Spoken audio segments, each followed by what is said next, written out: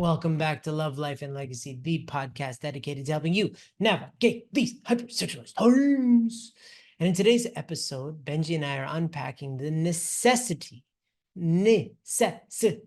of having a team that, if you are married, supports your marriage, and a team, if you're single, that supports you and your journey.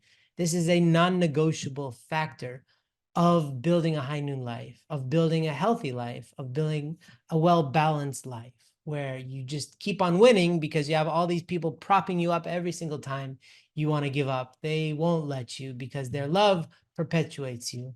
That is the kingdom of heaven, and we can build it, but you need teams. So let's get into it. All right.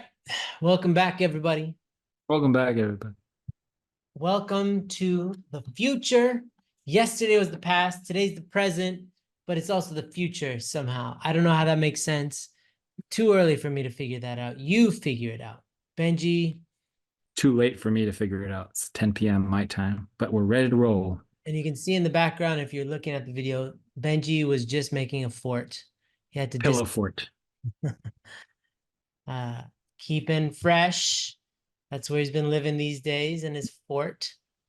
Actually, it looks like I'm going to build a giant tree house this summer, aka not me, but going to get somebody to build it for me in Mongolia. So look out for that. I want to do a podcast episode in the tree fort, the tree house. We are a bunch of grown men. That's what we are. Real men make tree houses and pillow forts. The reason why men have children is so that they can act like children with their children, as an excuse to really just act like children because they want to act like children. Yeah. Take that, Freud. We have been going through all the Pokemon movies Nice. with my kids. Every Saturday night we did movie night, and it's been Pokemon from number one. There are way, way more than I thought. I grew up with like 4. It's 25. It's 25. So it'll take us half a year to get through all these movies. Good God.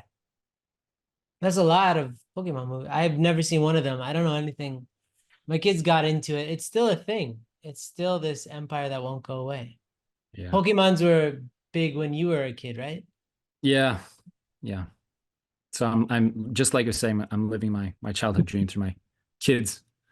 And I actually showed my son Lord of the Rings when he was like 4 years old.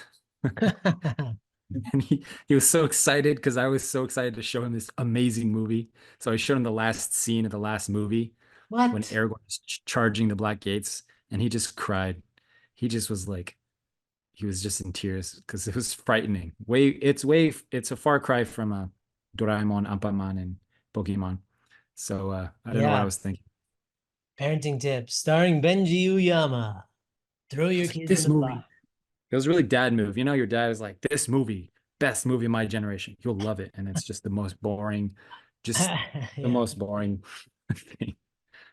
Yeah. I hear you. Well, I don't know. I was hyping. My son's going to start with the books. He's getting them in the next couple weeks. See if those are, because I was like, he could probably handle it. He's 10. But then if he's going to see it, his 5-year-old brother has to see it. And that kid, his favorite movie in the world for about a month was a movie he never even saw. He just saw the commercials for that shark movie, you know? Oz? No, there's a shark, like it's about the alpha shark. It's the biggest shark, like it's with Jason Statham or whatever. It's part 2. And it's about the scariest, biggest shark. And so we just saw advertisements, like trailers before a movie or whatever. And he's like, that's my favorite movie. I have to see it. And then I was like, I don't know if you should see that. So like after that, it took me a while for some reason to put it together, but he was like, hey, are there sharks in the sewer? I'd be like, no. Like, hey, are there sharks in that puddle there? Are there sharks in the rain? And then eventually I was like, are you asking because of this movie? You're never going to see that movie. You just saw the commercial. So, lesson, imprinting is a real thing. And media, what you ingest, matters. Okay. There's a lot of people that say, oh, it doesn't matter. I could play, what is it? That Grand Theft Auto all day where I just shoot people and rob people and rape people. It's got no consequences. And then we're like, how's the world? No consequences. Anyway, we definitely sound like old men right now. So let's move on. Let's get away from this. Hello, everybody. Today we're going to talk about teams. This, I have to say, was born of a conversation I was having with a couple. You know who you are. I know who you Hmm. are, but we will never say who you are on this podcast. And they were going through a really rough patch, and they were really at each other's throats. And they really felt like kind of enemies. Like, she's always doing this, he's always doing this. It's like classic. That person is 100% wrong, and I'm 100% right. And why can't that person just understand how wrong they are and how right I am? And yet somehow both of them feel the exact same way. And so after some unpacking, I just started asking, who do you have on your team? First of all, are you a team? That's the first thing. In terms of this whole team thing, like as a couple, if you don't recognize that you are our team and you're building something, you're building a marriage, you're building a family, and you're doing it together, and it really requires acting like a team. Teams fight, but are you a team? That's the first thing. And that automatically really helped them to kind of put into perspective that they're not acting like a team right now. And the second thing is, who do you have in your life that if you go to them to complain about the other person, let's say you have a wife, Benji, let's just say hypothetically, you have a wife, and you go to your best buddy, you go out for a steak dinner, Benji, and you're like, Hmm. my wife is a stinker. She's the worst. I can't stand her. She smells like cheese. She looks like a bird, whatever, right? This is a hypothetical. Remember, Benji, hypothetical. Uh, if you have a friend who's on the team of your marriage, he is not defending your negative perspective of your wife in that moment. He is defending your marriage. So he's validating that your wife is actually a lovely person. He's like, I always thought she's very nice, right? It doesn't have to be fake or anything like that, but he's not taking the side of your fallen nature. He's not taking the side of your gripes and your complaints. He's taking the side of your marriage because he knows that when you got married, your commitment was eternally, and that was like the ideal version of you and your couple. Well, when you go to a wedding, it's like this beautiful thing, and everybody's crying because that's the most ideal thing. So when you have team members on team marriage, they are there to protect that marriage by helping you see when you're being a bit of a jerk, right? And so that's the point, because the wife in this situation was thinking about maybe going to her sister's house to kind of spend a few days and take a break from her husband. I was like, okay, but is your sister on the team of your marriage? Because if she's going to be like, yeah, I always hated that guy of yours and all this, then she's not on your team. And you have to recognize that. And she's going to make things amply worse. So to have always a team of people who really want your marriage, and if you go to the blessing, everybody, the people that you go to the blessing with, trinities and stuff like that, that's when you form an even bigger team of groups of people who are now on the same team. So you're a team in your marriage. You get other people on your team, your aunts and your uncles. They're like, if you can imagine a sport, they're playing different positions on the field. They're out there with you fighting the same fight. But imagine now you have other teams in the same league and you're all fighting for the same ultimate purpose, which is winning at love. That's what we want as couples. Does that make sense, Benji? Yes, this is incredibly common because we have the privilege of talking with a lot of couples that are struggling, right, Andrew? Yeah. And not because all couples are struggling in high noon. That's not the illustration I'm trying to portray. But a lot of people do come to wise men if they're wise people when they're struggling. And they go to foolish people, men or women, when if they're foolish people. Sure. So because we attract a lot of wise people in high noon, the wisest around Hmm. are privy to these conversations. And I would say almost every time there's a real struggle, I will ask the same question, who's on your team? Or who can you go to in your life, in your immediate circle? And the most frequent question is my wife or my husband. The most frequent answer. Yeah. And so we have a situation where you have basically a husband and wife whose only support system is each other, which is fantastic and wonderful if you both are in a place where you can give love. But if you're both trying to receive love and you don't have love to give because you're not filled up, you're not connecting with the group, you're not connecting with brothers if you're a brother or sisters if you're a sister, Yeah. with the team, with people that are going to be wise and uplift you, then you're left being two zombies eating each other. That's the Mm. illustration that I like to give. And what happens when you have two zombies eating each other? Nothing great. Ah, No nutritional value. There's nothing. You need real brains. brains, human brains, not zombie brains. And this is so incredibly common. And it's not the fault of people. It's like, this is the reality that we live in is that people are busy. Couples are busy, especially in the first years of marriage, right? As this couple you're talking about was. Mhm. And the tendency is that we're busy. We prioritize things like work, like school, like responsibilities, obligations, and we don't prioritize finding our team, our group, our crew, people that are going to have our backs.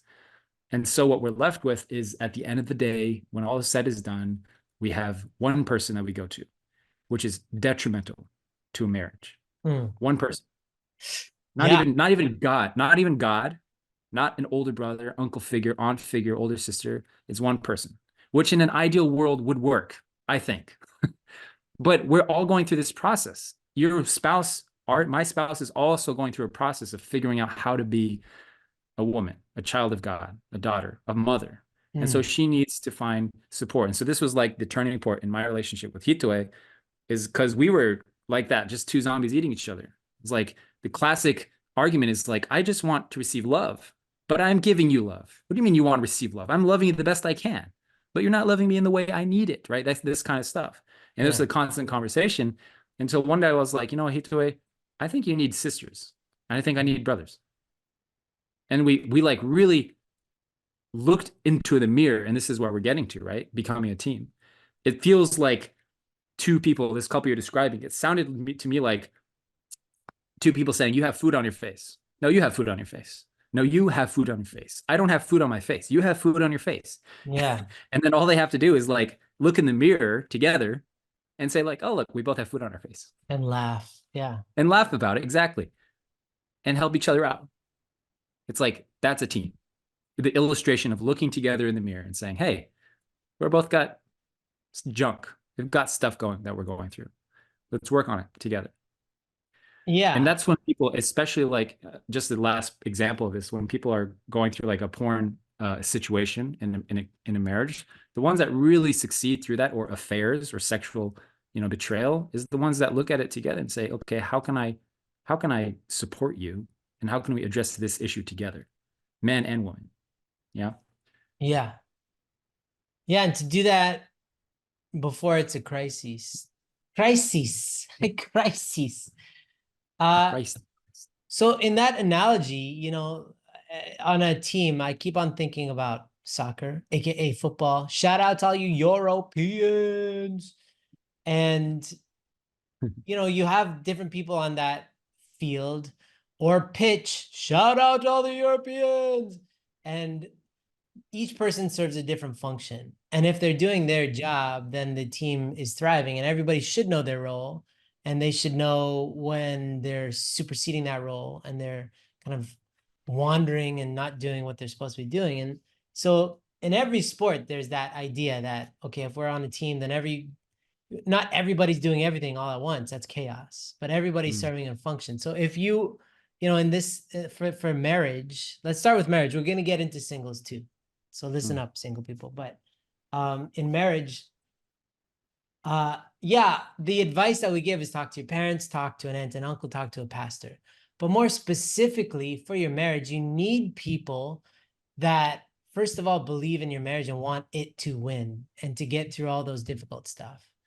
And then you need different kind of archetypal people. You need an uncle, you need an aunt, you need like the stern father figure and the soft father figure, the stern mother figure and the soft mother figure. You need sisters, you need brothers, you need perspective, right? Because, a great example is that when my wife and I, when we were struggling, and I would offer her, well, why don't you read this book? Or why don't you check out this person? Or I'd even bring people over to our house to talk with her. It was like, Mm. my people that I wanted her to meet with, because those are the people that I knew, and she didn't want to have anything to do with those people because that was like they were validating my perspective. They were for me. They were my people, Mm. not her people, right? What she needed, what really helped her, is when she heard the exact same information that I was trying to convey, but from Mongolian people that she trusted, right? Because it's like it's different. It lands differently when it's in your own native tongue. So to have your own people as a husband and to have your own people as a wife that play different roles in supporting your marriage helps you see the other person. Because when you're just really harping on the person and all you're stuck in resentment or negativity, you need somebody who can really hear it and not take either side, because they're not on your side and they're not on your spouse's side. They're on your marriage side, right? So, first of all, somebody who has the emotional maturity to not jump to any conclusions. Because we all have those friends, Benji, I'm sure you know, where you're like, oh, you get all emotional and then you tell somebody and now they're emotional. That's not helping you. That's just the multiplication of evil, right? Is like, I'm so angry right now. And then the other person's like, yeah, I'm angry too. It's like, don't, that person's not helping you right now. They're just mirroring your fallen nature. You need somebody who can help you get it out by absorbing it. And then you need other people who you can do stuff with. You need like a variety of people on your team. And like every person's a little bit different. So some people need, honestly, somebody that they can just look, I had a rough day. I just had a rough conversation with my wife. Can we just go not talk about it and go, like, I don't know, run around or go chop down a tree or go climb a tree or go Mm. hug a tree or something like just do something with trees. uh Chop it down or hug it. One of those. yeah, or climb it. One of those extremes. Definitely easier to climb after you've chopped, by the way. Mm. So this is like, yeah, think if you are already blessed, even if you're brand new to the game of being a blessing, one of the best investments you can make is to start drafting people onto your team. Mother figures, father figures, brother figures, sister figures, all people that you know and trust and who have the maturity to not take your side, but to be on the side of your marriage, right? Because sometimes it means that they will agree, yeah, it sounds kind of like you're right, and your spouse is being a jerk. And sometimes it means that they'll need to call you out and be like, actually, it sounds kind of like you're being a jerk. Very helpful to have those kind of people in your life. Do you Mm. have such people in your life, Benji? There's a really close friend of mine that I hesitate to talk about, but I'm not going to say his name. He's going through a split up. He's like really a true brother for me. And Mm, he as soon the day the day after his wife told him that she's leaving and decided to move out, and this was really out of nowhere, out of left field for him. Uh, he called me immediately, right? And I was like, good for you. I really felt that. Like, good for you, dude. Because there's two paths you can take in this situation. You can isolate or you can connect. Most people will choose to isolate when they go through difficult things. And it's not just divorce or splitting up. It's as simple as I'm just bored or stressed or angry, frustrated, had an argument with a parent, with a spouse, and I just want to be alone. And that's the decision. Or it's like, okay, I'm going to connect with someone. Just like you said, Andrew, even if it's just I'm going to go walk with someone and not even talk about it. mhm. That doesn't it's like it sounds like it doesn't resolve it, but it's infinitely better than the stuff that people do, which is to Sure. isolate. That's the default. It's accepted in our culture, acceptable behavior that if I'm feeling something difficult, I'm going to go to Instagram, TikTok, the news, my TV, video games, porn. Mhm. And it sounds like a good idea. But what happens if you do that your entire life? So you don't know how to connect, especially when to connect, which is the real pivotal thing. Not when you're happy and everything's awesome and you just came back inspired from a workshop. Easy. Sure. Your true ability to connect really happens when you're hitting hard times, when your wife left you. And so I was like, dude, good for you. Like, this is exactly what you need to do. And guess what? just a few months later, he is happier than he has ever been. Not because he's not with his wife anymore, just to be clear, because he Yeah. really worked on himself. He looked at himself in the mirror and he's like, wow, how can I grow? And because he's connecting and choosing to practice the five virtues, by the way, guys, he is familiar with the concepts of high noon. He's practicing the five virtues. He's being honest. He's being courageous. He's looking at himself. He's keeping accountable. He's not going to addiction and porn, sleeping around, whatever. But he's like, how can I grow from this? And I was like, dude, like I'm honestly inspired, even though it's a shite situation and it sucks. But he said in his own words, I'm glad this happened because I'm happier than I have ever been. Because I'm truly, truly, he's connecting with people, like Mm. feeling it, connecting in heart with people, with brothers, the right brothers, the wise brothers, not buddies, not his, not people he's going to play games with into late into the night, not his sports buds, like true wise men in his life. He's Yeah. connecting with them. I was like, dude, you nailed it. You did exactly the right thing. You go through something, who can I call? Who can I talk to? Who's going to help me have perspective? Who's going to listen to me? Who is going to allow me to be heard and seen? And he's healing. He's healing like crazy Yeah. in just a short period of time. And I was like, this is a testament to how powerful high noon living is. You bring in the open. There's two ways to eliminate a shadow. You shed light on it, or you cast more shadows over the shadow. Yeah. And most of the time, people decide to put more shadows on shadows. Hey, just a quick interruption to tell you about the 40-day High Noon Challenge. If you're trying to find a way to start living a high noon life today with no shadows and create a radiant blessing, then this simple challenge is for you. We will send you daily lessons from our team that will keep you motivated on your journey. It's totally free, guys, and you'll get constant content directly to you. Just sign up today at highnoon.org/challenge. Well, and also in a situation like that, that it sounds like it was a shock to him, which means that they clearly didn't have these figures in their life that they were reporting to, especially if the wife just kind of up and left.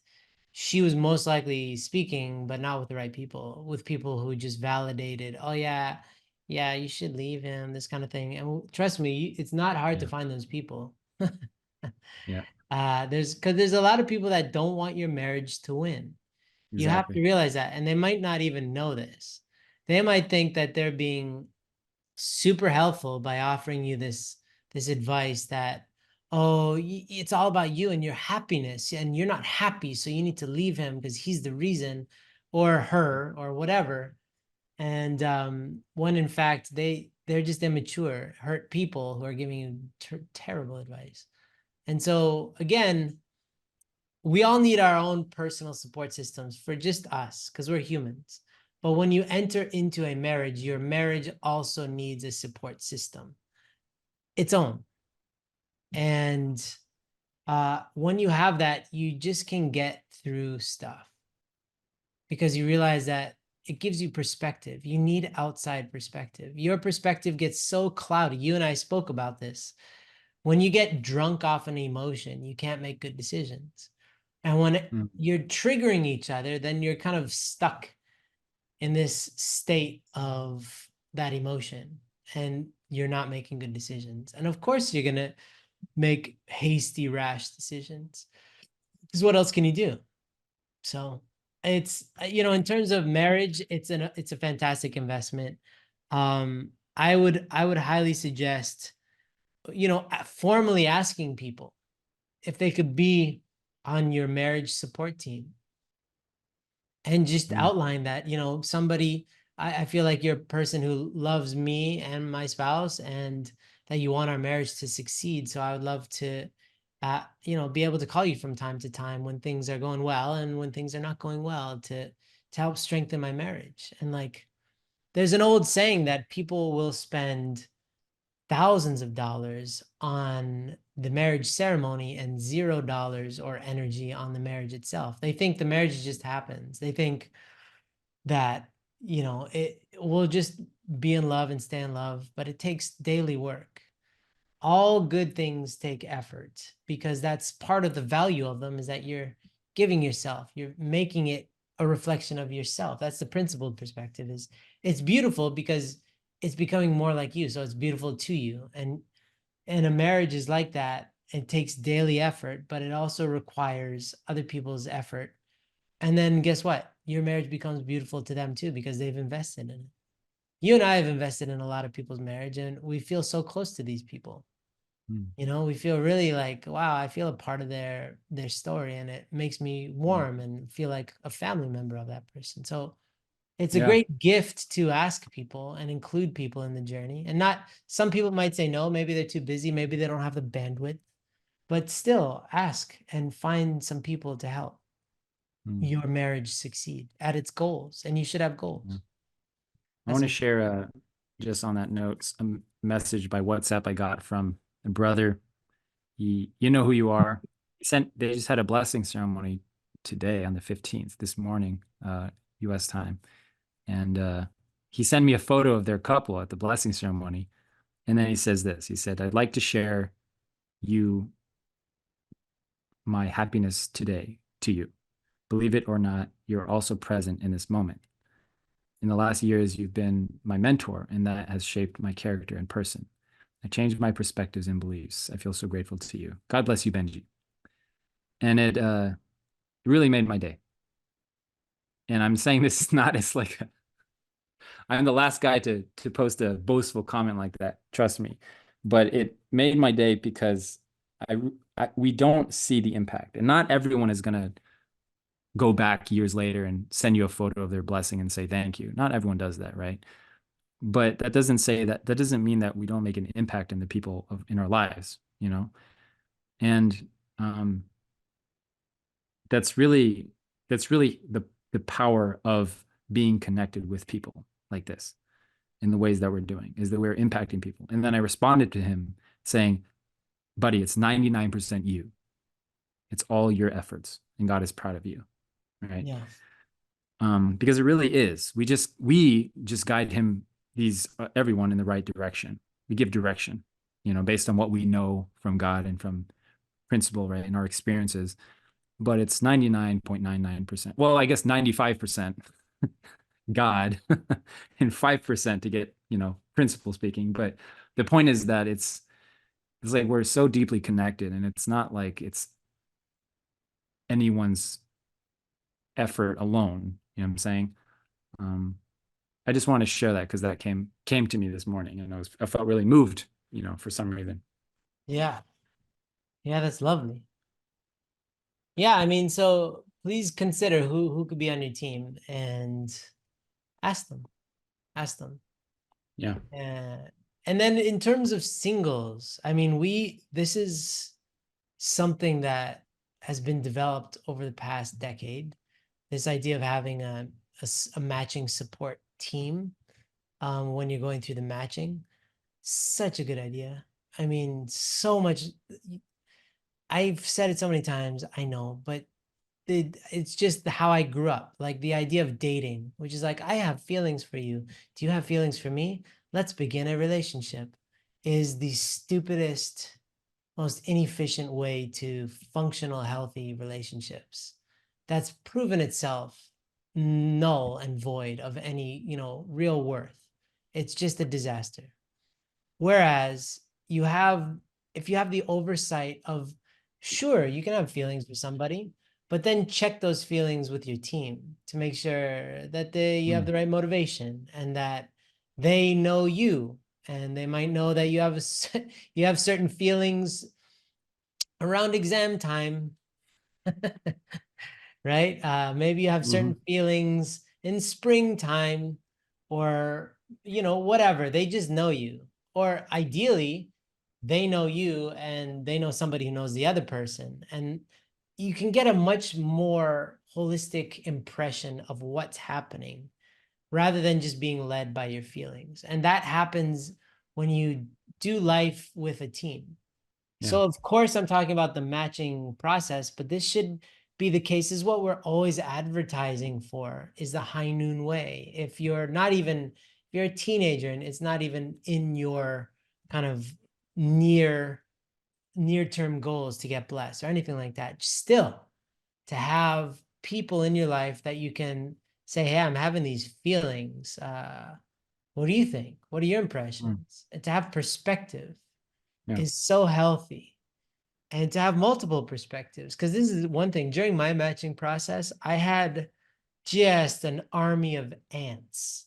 Army ants, you know, army ants, except it wasn't A-N-T, it was A-U-N-T-S.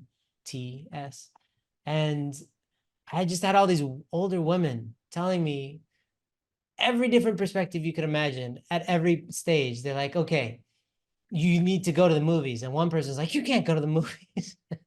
And then another person's like, what's wrong with the movies? And like, I was getting all these, you know, you should, you gotta, you give, blah, blah, blah.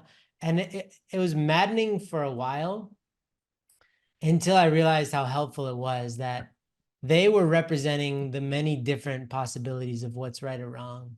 And ultimately, it was up to me to have as many conversations. Because if I wanted to go against their advice, I would have to explain why. And then, you know, it's actually healthy. We live in a world where everybody wants to be justified. Like I think and I feel, therefore it's fine. And this is just, you know, justification. It's really healthy to work through why you think it's a good idea if it's questionable. And we don't want to because our ego doesn't want to, because we just want to be right all the time. But in essence, it's a great practice to be like, especially in major life decisions, that you have a team of people, you know, like, hey, and ants, and army ants, that you have an people army and of ants. ants. Yeah. I had three immediately, like in my space, in my face. I had one overlord ant, and I had a wacky uncle who is just really flighty and it's like, and all these people, every single one of them. Oh, and I found out later I had an angel, a guardian angel ant, who is fighting the overlord ant, because the overlord ant wanted to ruin everybody else's plans and control things. And then this other angel ant stepped in. It was madness. It was all I happening can't around me. I can't listen to you without thinking of the movie Ant-Man right now. I just Sure. imagine you wearing like this Ant-Man outfit and all your like ants, Trying to like little control ants me. with like grandma faces, just like finding you a match Yeah. and an Well, overlord. Anyways. please listen to this. At this, when all this was happening, I was 30 years old. So I was Mm, also like, come on, guys, I'm 30. Do I yep. need to be having this conversation? But then later, again, when I realized that that's just my ego, of course, even I'm now in my 40s, gotta say, Mm. I still need it. You need it in your 70s and 80s. You need oversight. You need a team of people who want what's best for you and are fighting for you and who will sometimes fight you. Okay. I've had many conversations with my spiritual mom where we were completely positive. We were both right. And she was trying to really give me strong advice. And I was like, it's just bad advice. And we fought about it. And she's like, you're being Satan now, you know, this kind of thing. And we one time I remember in particular, we said, okay, let's just do a 3-day prayer condition, reconvene, and then see what we feel about the situation. And it turns out she was like, you know what, you're right. And other times I've been wrong. Many times I've come to her and I've been like, look, I was being a complete jerk and I was just being arrogant. And like, she saved me from making some very disastrous life choices. So having a team of people, sometimes people will call you out. And Benji's like the, you know, I don't know, back in the day, most of these people can't relate, but there were telephone numbers that you could call a psychic if you wanted to get like your fortune told. Benji's somebody that you can call 24/7 on WhatsApp, and he'll just be like, you could do better than that. Just that guy, he'll give you that energy of like, come on, man, pick up your socks. Come on, Come on, man. man. So you need that, but you also need some warm embrace. You need somebody who can accept you when you feel down and out, just to hear you out. Call my You need wife. a Call you team away. of people, for goodness sakes. Yeah. You can find Hitue on Facebook and you can call her anytime, guys. And she'll just answer, she'll say, oh, Benji, is for you, they're calling again. No, if you want embrace, that's what I mean. Oh, If you I want see. embrace, call Hitue. don't call me. Yeah. I've met your wife multiple times, and in my memory, she doesn't have a voice. She just has a smile, just a really warm smile. Constant smiling. Yeah. Yeah. It's really good to have a team for practical reasons. The question is why we don't have teams. I think that's an important thing. So think about it logically, right? Matching, for example. Number one, like Andrew said, you have perspective for many people. Obviously, a good idea. Number two, you have people to have give and take with, because it's through give and take action that things are created, new things are created, perspective is made. You can see things clearly. Number three, practically speaking, you have a better chance at finding a person if you have more people on your team, right? The Yeah, pool is yeah, larger. So it makes perfect sense in every area of your life to have a team. But why don't we do it? I think this is a really important fundamental question. Why don't people connect with people and spend more time enlarging and widening their support system, even though we all know it's a good idea? Why not? our society is progressively more isolated.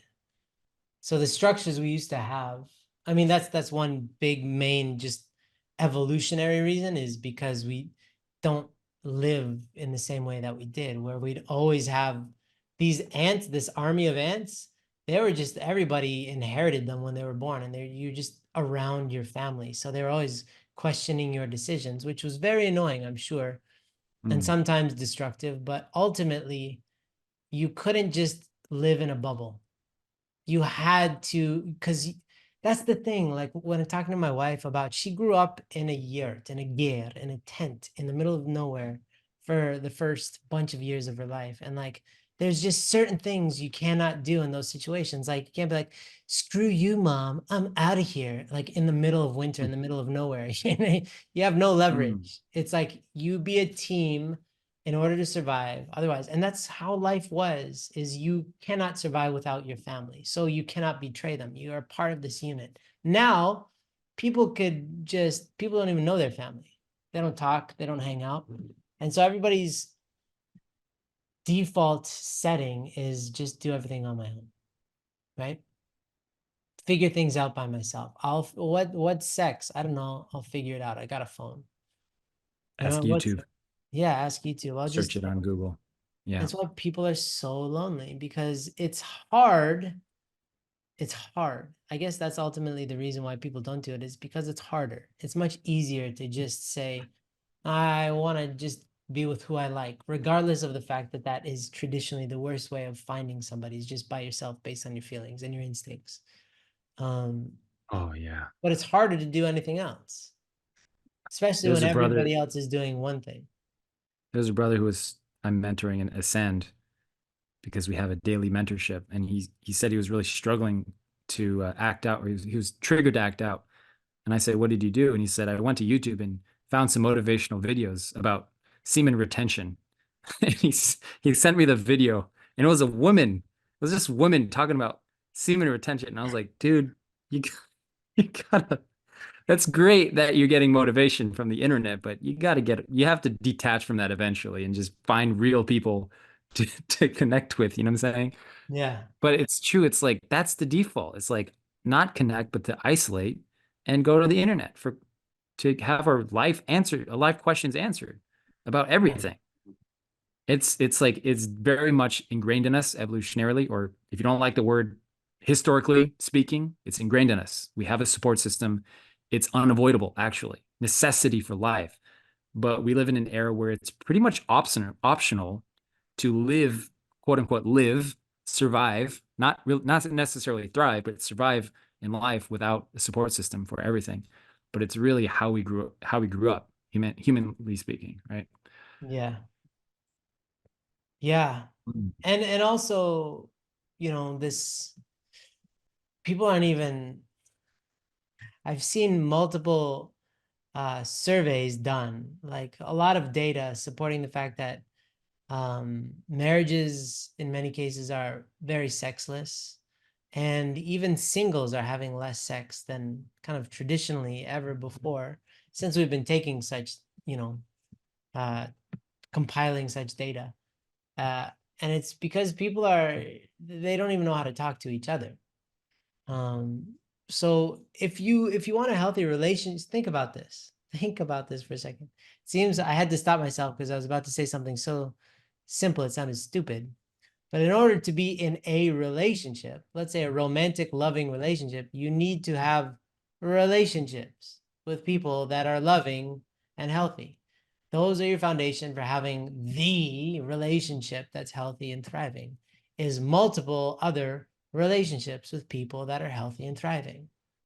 That's how it works, right? You cannot have this thriving, beautiful plant in the middle of a garden that's just toxic, eroded soil, because eventually that beautiful flower will die because that soil will take over. You have to have a thriving bed of soil in order to have thriving plants in that. So think about that, is like the soil is what's going on inside of you and how you relate, but also the garden, you need to have other plants there with you. They work together. I don't know if you've nerded out on trees. This is the second time trees are getting a shout out, but trees are the coolest things ever. They found that trees talk to each other in forests and they're all connected through their root systems in forests, and they like diversity.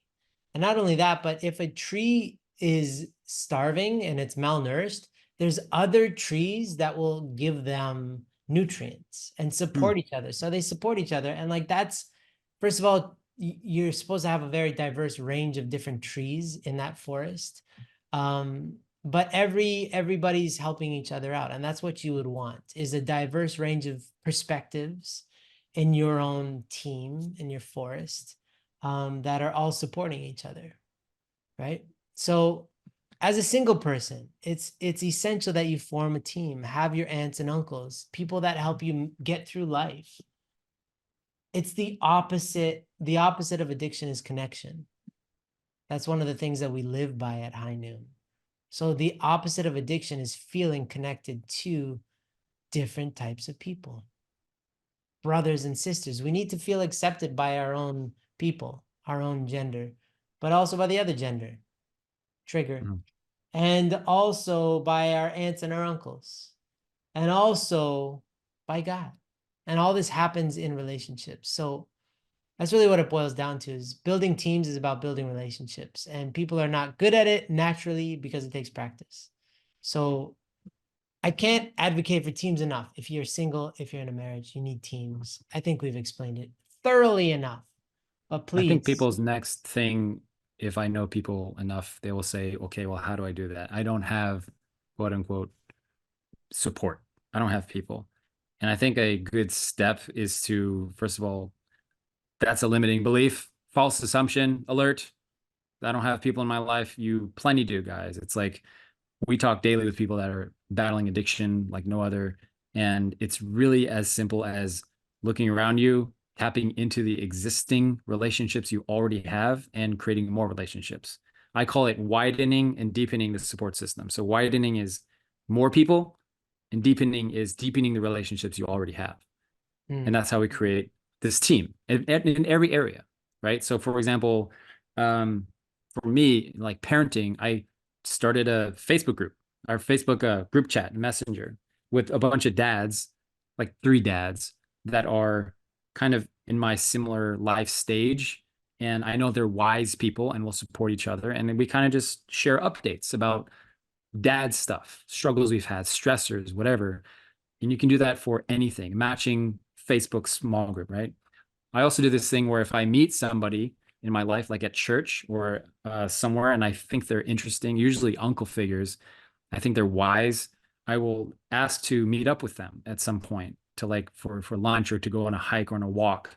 And I've done this with 2 people in my own community where I'm just like, hey, can we just like chat? And I want to just be in the presence of a wise person and learn from you. And that's just, it's not for a specific reason. I just am always looking for ways to have more brothers, men in my life. And that's like a practical thing. Go to church and talk more with people, right? Join a freaking Heineken group.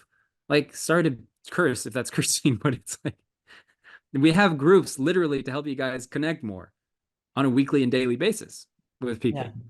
And those are wise people, facilitators, mentors, other brothers and sisters that are trying to live their best lives and uplift and support. And when you share stuff about yourself and be honest and vulnerable, they will say, thank you for sharing. I get it. I get you. You can do Yeah, better. And I'm going to keep you accountable, my friend. That's what we need. So let's not forget that we're literally creating this environment support system in High Noon daily, real time, right? absolutely. And that's where life starts to make sense and flow. So this is a lot of people try to resolve their problems by skipping other people and just resolve it internally inside of them. And that's the whole point, is it's not even just about you. It's about your relationship with other people that's lacking. So you can't resolve it completely within you. It does require that you like form relationships with other people. Sex is all about other people. Even as a single person, even if you're not having sex, it's about relating with other people about your feelings about sex, and that helps to resolve the feeling in you.